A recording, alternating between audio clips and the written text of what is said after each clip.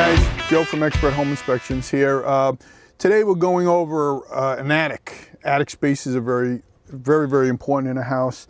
Basically, this client called me to do a seller's pre-listing inspection because they were worried that there was some kind of structural damage from the roof because they had a lot of leaks. So I'm up here today to just go over a few things with you. I saw already this morning when we came in, there's a big leak here, okay?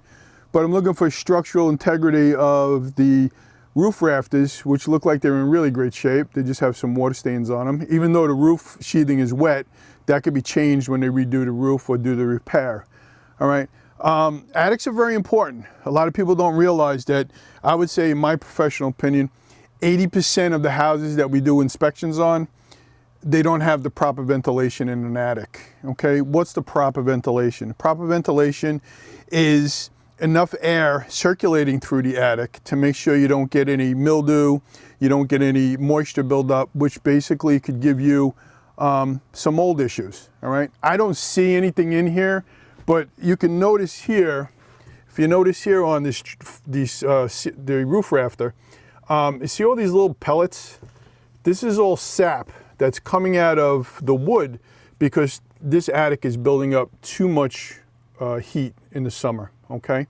So it's a good idea to have the proper ventilation. So proper ventilation, you could put a ridge vent across the whole ridge, which would help immensely, all right? This attic actually has a small, tiny attic fan, which probably isn't appropriate for this area because it's too small. Also too, it's a very big thing. If you notice down all the way back down in there, you're missing the insulation back there because that's the soffit. So you're supposed to be missing the insulation so that your fan draws up air through the area, okay? Again too, if we're gonna follow this way back here, if we go all the way back to the other side, we're gonna see that this house doesn't have any gable end vents, which is another thing that's really good to have. They would be pretty much right there on your gable end. That's why it's called a gable end vent. There's your small attic fan, which probably is not big enough for this area. So I would always say, okay, let's put a bigger one in. And then obviously, the insulation in here has to be fixed up a little bit. It's a little bit of a mess, all right? It could be cleaned up. The wiring could be cleaned up here.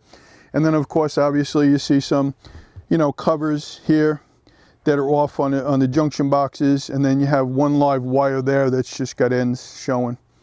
So that's the issue today. And remember, when you don't know what to look for, we're who to look for.